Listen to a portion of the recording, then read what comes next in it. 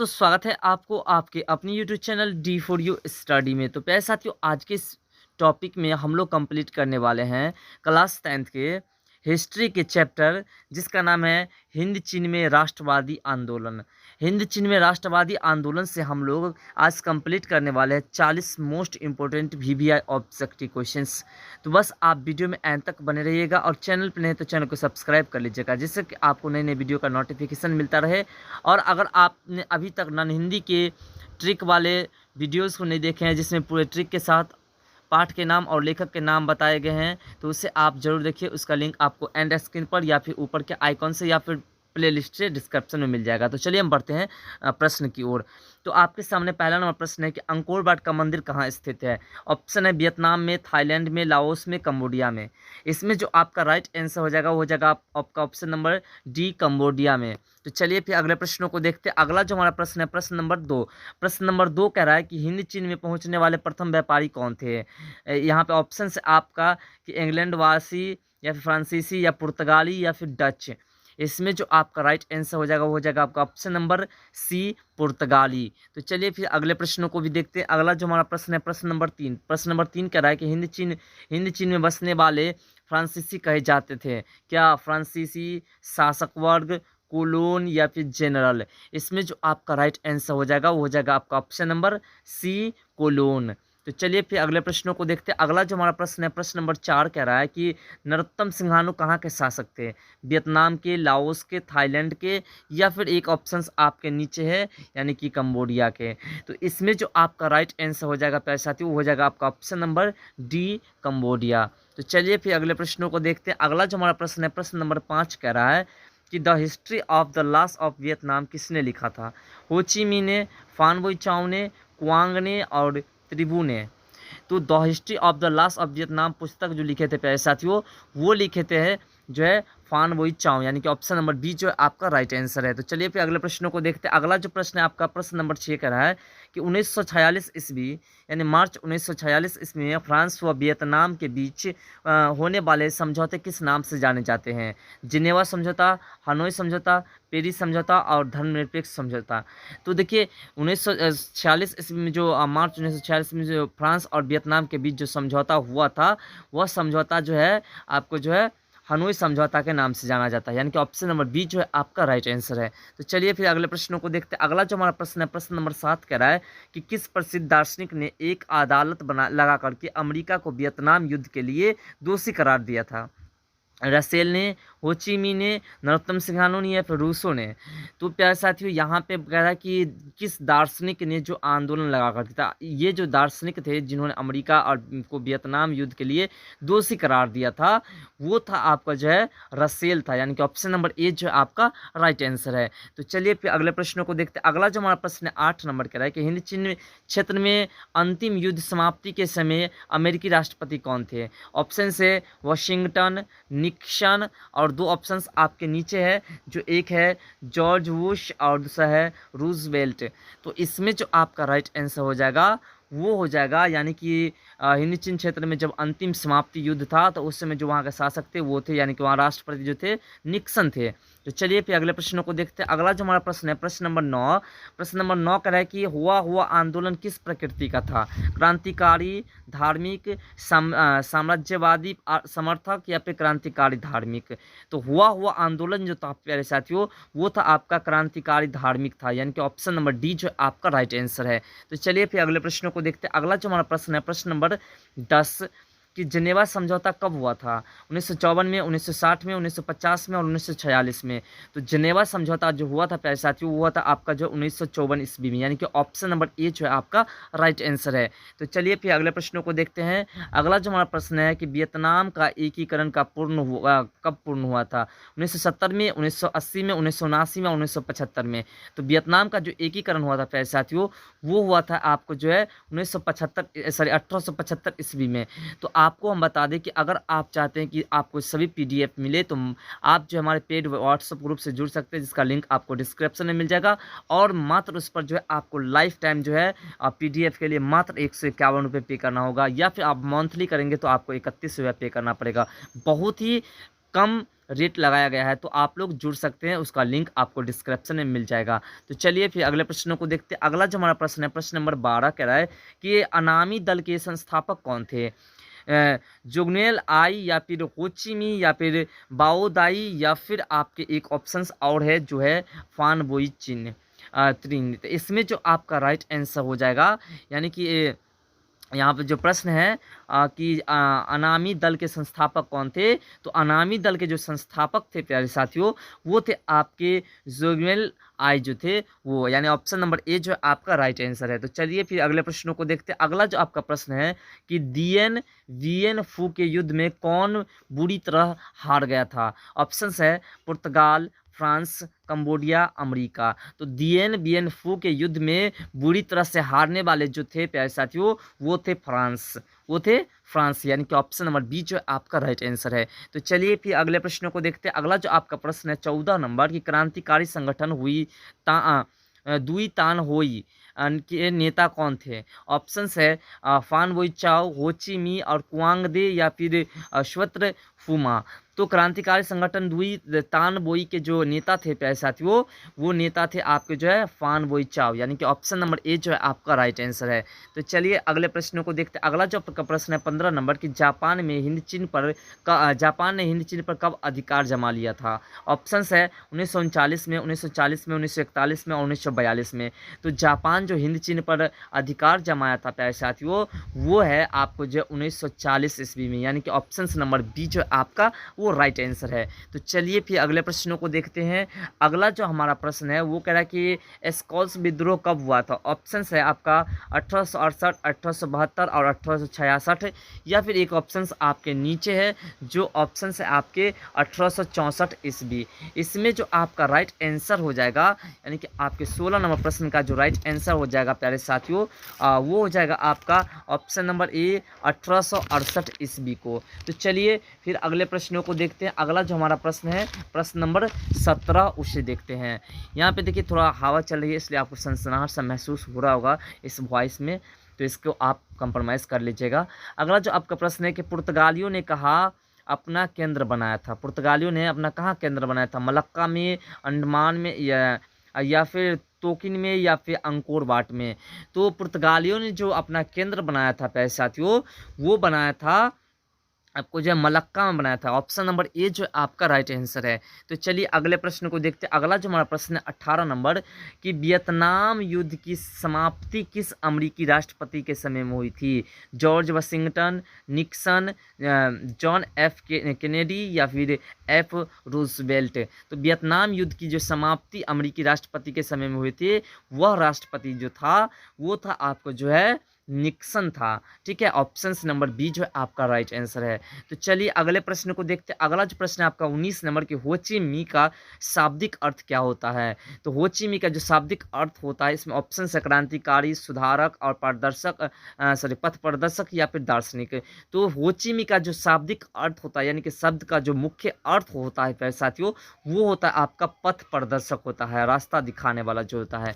तो चलिए अगले प्रश्न को देखते हैं। अगला हमारा प्रश्न है प्रश्न नंबर 20 कि वियतनाम लोकतांत्रिक गणराज्य की स्थापना किस वर्ष हुई थी? 1943, 1944, 1945 या फिर 1946? एक आपके नीचे ऑप्शंस है, तो इसी में से कोई एक ऑप्शंस आपका राइट आंसर है। तो आपका जो राइट आंसर है वो है आपका ऑप्शन नंबर सी 1945 ईस्वी। तो चलिए अगले प्रश्नों को देखते हैं। अगला जो हमारा प्रश्न है प्रश्न नंबर 21। प्रश्न नंबर 21 कह रहा है कि अंकोर वाट का मंदिर का निर्माण किसने करवाया था? अंकोर वाट का मंदिर ऑप्शन है आपके श्रीमार ने, या फिर कम्बू शंभू ने, या फिर सूर्य वर्मा द्वितीय ने, या फिर नरोत्तम सिंहानुक ने? तो अंकोर वाट का मंदिर जो बनाया था वो बनाए थे सूर्य वर्मा द्विवेदी ने। आपसे प्रश्न इससे ऊपर कर लिया कि अंकोर वाट का मंदिर कहाँ स्थित है, तो कंबोडिया में। अब आपसे एक प्रश्न और पूछ सकते हैं कि यहाँ पे अंकोर वाट में जो मंदिर है वो किसका मंदिर है? तो वो जो मंदिर है आपको बता दें कि वह मंदिर है विष्णु मंदिर है। कौन सा मंदिर है? विष्णु मंदिर है। तो चलिए अगले प्रश्नों को देखते हैं। अगला जो आपका प्रश्न है प्रश्न नंबर 22 की अमेरिका ने रबर के बागान पर किस रसायन का छिड़काव किया था? ऑप्शन है आपका जहरीला का, नापाम का, एजेंट ऑरेंज का, या फिर माइल ली का? तो अमेरिका ने जो रबर के बागान पर जो मिसाइल या क्या कहते हैं रसायन छिड़काव किया था, वह रसायन था आपके जो प्यारे साथियों कहते हैं कि जहरीला रसायन था, यानी कि ऑप्शन नंबर ए जो है आपका राइट आंसर है। तो चलिए अगले प्रश्नों को देखते हैं। अगला जो हमारा प्रश्न है प्रश्न नंबर 23 कि कंबोडिया फ्रांस का संरक्षित राज्य कब बना था? 1862 को, 1863 को, 1873 को और 1874 ईस्वी को। तो कंबोडिया फ्रांस का जो संरक्षित राज्य बना था प्यारे साथियों, वो बना था आपको जो है 1863 ईस्वी को, यानी कि ऑप्शन नंबर बी जो आपका राइट आंसर है। तो चलिए अगले प्रश्नों को देखते हैं। अगला जो हमारा प्रश्न है प्रश्न नंबर 24 का रहा है कि लाल खवेर सेना किसकी थी? कैप्टन कांगली की, या फिर सिंघानू की, या फिर पोल पोट की, या फिर एक ऑप्शंस आपके नीचे जिस ऑप्शंस को भी हम कंप्लीटली देख लेते हैं वो है हैंग सारमिन की। तो इसमें जो आपका राइट आंसर हो जाएगा, यानी कि आपका जो यहाँ पे ऑप्शंस है, यानी कि लॉर्ड खम्बेर की जो हुई थी वो थे सिंघानू के सैनिक थे, यानी ऑप्शन नंबर बी जो आपका राइट आंसर है। चलिए अगले प्रश्नों को देखते हैं। अगला जो प्रश्न है आपका प्रश्न नंबर 25 का है कि वियतनाम में टोकन फ्री स्कूल की उद्देश्य की से स्थापित किया गया था, यानी टोकन फ्री स्कूल्स जो था वो किस उद्देश्य से स्थापित किया गया था? शैक्षणिक शिक्षा देने के लिए, या फिर परंपरागत शिक्षा देने के लिए, या फिर धार्मिक शिक्षा देने के लिए, या फिर पश्चिमी शिक्षा देने के लिए। तो इसमें जो यानी कि वियतनाम के जो टोकन फ्री स्कूल्स जो थे और उसका स्थापना जो किया गया था मुख्य रूप से वो था आपका पश्चिमी शिक्षा देने के लिए। तो चलिए अगले प्रश्नों को देखते हैं। अगला जो प्रश्न है आपका 26 नंबर कि नियो लियो हक्सत जिसे NLHS कहते हैं किसकी राजनीतिक पार्टी थी? वियतमिन की, या फिर वियतकांग की, या फिर पाथेर लाओ की, या फिर जनरल लोन नोल की। तो ये जो थे लियो लियो हस्तकल जो थे, ये जो राजनीतिक पार्टी थे प्यारे साथियों, ये पार्टी थे पाथेर लाओ की। तो चलिए अगले प्रश्नों को देखते हैं। अगला जो प्रश्न है आपका 27 नंबर कह रहा है कि वियतनाम में नमानी दल की स्थापना किसने की थी? जोगेन आई ने, या फिर फान बुई चाओ ने, या फिर फान चू त्रिम ने, या फिर हो ची मिन्ह ने। तो वियतनाम में जो अनुमानी दल की स्थापना किए थे प्यारे साथियों, वो किए थे आपका जोगेन आई ने। तो चलिए अगले प्रश्नों को देखते हैं। अगला जो आपका 28 नंबर प्रश्न है कह रहा है कि संयुक्त वियतनाम का गठन किस वर्ष हुआ था? ऑप्शन है 1954, 1968, 1974 और एक ऑप्शन आपके नीचे है जो है 1975। तो चलिए इसमें आपका जो राइट आंसर हो जाएगा वो हो जाएगा आपका ऑप्शन नंबर डी 1975 ईस्वी। अगला जो आपका प्रश्न है प्रश्न नंबर 29 कह रहा है कि हुआ आंदोलन का प्रणेता कौन था? मतलब हुआ आंदोलन का जो मेन नेता था वह कौन था? हुइन फुसो था, या फिर गुयेन थान था, या फिर लियांग की चाओ था, या फिर पुन बोई चाओ था। तो हुआ आंदोलन के जो प्रणेता थे वो थे आपके जो है हुइन फुसो थे, यानी ऑप्शन नंबर ए जो आपका राइट आंसर है। चलिए अगले प्रश्न जो है आपके 30 नंबर के हिंद चीन क्षेत्र में कौन देश आते हैं? चीन, वियतनाम और लाओस, या फिर हिंद चीन, वियतनाम और लाओस, या फिर कंबोडिया, वियतनाम, लाओस और कंबोडिया, वियतनाम, चीन, थाईलैंड। तो हिंद चीन में जो देश आते हैं वो आते हैं कंबोडिया, वियतनाम और लाओस, यानी कि ऑप्शन नंबर सी जो आपका राइट आंसर है। तो चलिए अगले प्रश्न को देखते हैं। अगला जो प्रश्न है आपका 31 नंबर कि वियतनाम में स्कॉल्स रिवॉल्ट किसके विरुद्ध हुआ था? सरकारी नौकरियों से वंचित किए जाने के विरुद्ध, या फिर उच्च शैक्षणिक संस्थानों में प्रवेश पर प्रतिबंध के विरुद्ध, या फिर प्रेस पर लगाए गए प्रतिबंध के विरुद्ध, या फिर ईसाइत के विरुद्ध। तो इसमें जो आपका राइट आंसर हो जाएगा, यानी कि वियतनाम में स्कॉल्स रिवोल्ट के जो किसके विरुद्ध में हुआ था? तो स्कॉल्स रिवोल्ट जो विरुद्ध में हुआ था प्यारे साथियों, वो हुआ था आपको जो है ईसाइत के विरुद्ध में हुआ था। तो चलिए अगले प्रश्नों को देखते हैं। अगला जो आपका प्रश्न है प्रश्न नंबर 32 कि किस राष्ट्रपति के शासनकाल में अमेरिका ने वियतनाम युद्ध में पहली बार भाग लिया? ऑप्शन है आपके वुडरो विल्सन के शासनकाल में, या फिर रूजवेल्ट के शासनकाल में, या फिर कैनेडी के शासनकाल में, या फिर एक ऑप्शन आपके नीचे है कि निक्सन के शासनकाल में। तो इसमें जो आपका राइट आंसर हो जाएगा, यानी कि किस राष्ट्रपति के शासनकाल में जो वियतनाम युद्ध में पहली बार भाग लिया था अमेरिका, तो वो जो आपके राइट आंसर हो जाएंगे वो हो जाएंगे आपके जो है कैनेडी के शासनकाल में। तो चलिए अगले प्रश्न को देखते हैं। अगला जो प्रश्न है आपका प्रश्न नंबर 33 की वियतनाम में तोकिन फ्री स्कूल की स्थापना कब हुई थी? 1907, 1908, 1910, 1911। तो तोकिन फ्री स्कूल की जो स्थापना वियतनाम में हुई थी वो हुई थी आपके जो ऑप्शन नंबर ए यानी कि 1907 ईस्वी को। तो चलिए अगले प्रश्न को देखते हैं। अगला प्रश्न है आपका 34 नंबर की मार्च 1946 में फ्रांस एवं वियतनाम के बीच होने वाले समझौता किस नाम से जाना जाता है? जेनेवा समझौता, हनोई समझौता, पेरिस समझौता या फिर धर्मनिरपेक्ष समझौता।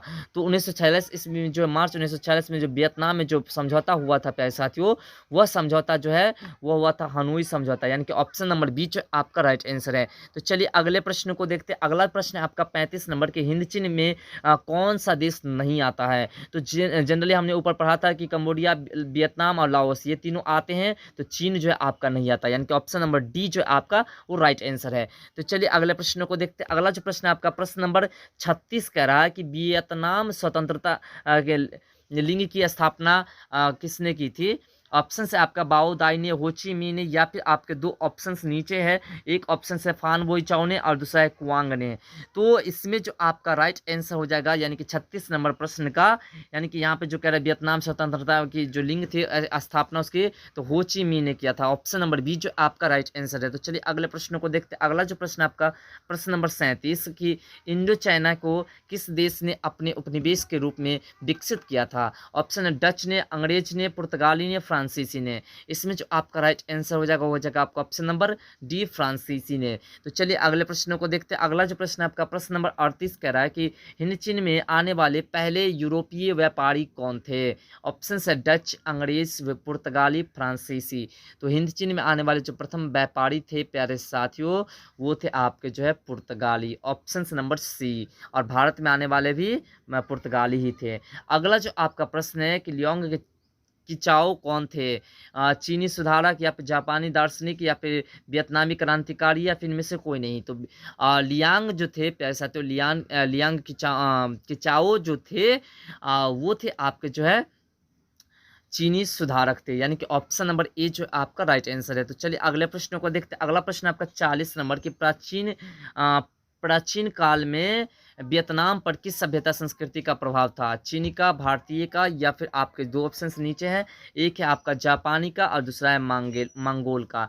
तो इसमें भी आपका जो है राइट आंसर जो हो जाएगा, यानी कि यहाँ पर प्राचीन काल में जो वियतनामी सभ्यता की संस्कृति का प्रभाव जो था जिस पर, वो आपका जो राइट आंसर हो जाएगा चीनी प्रभाव का था। ठीक है, तो चलिए अब चलते हैं हम लोग लास्ट प्रश्न। हमने 40 कहा लेकिन आपको 41 प्रश्न कंप्लीट करा रहे हैं इस बीच। प्रश्न की फ्रेंच इंडो चाइना की स्थापना किस वर्ष हुआ था? ऑप्शन है 1822 ईस्वी को, 1858 ईस्वी को, 1883 ईस्वी को और 1887 ईस्वी को। तो इसमें जो आपका राइट आंसर हो जाएगा, यानी कि इंडो चाइना की जो स्थापना हुई थी वो हुई थी आपके 1987 ईस्वी को। तो ये थे आपके 41 मोस्ट इंपोर्टेंट ऑब्जेक्टिव क्वेश्चंस इस चैप्टर से। उम्मीद है कि आपको वीडियो पसंद आया होगा। अगर पसंद आया हो तो वीडियो को लाइक करें, कमेंट करें और चैनल पर नहीं तो चैनल को सब्सक्राइब करके और वीडियो को अपने दोस्तों में शेयर कर दें, जिससे कि वो भी इस वीडियो का पूरा लाभ ले सके। और आप नए नए कंटेंट्स के लिए, और अगर आपको PDF चाहिए तो आप जो है हमारे पेड व्हाट्सएप ग्रुप से जुड़ सकते हैं, जिसका लिंक आपको डिस्क्रिप्शन में मिल जाएगा।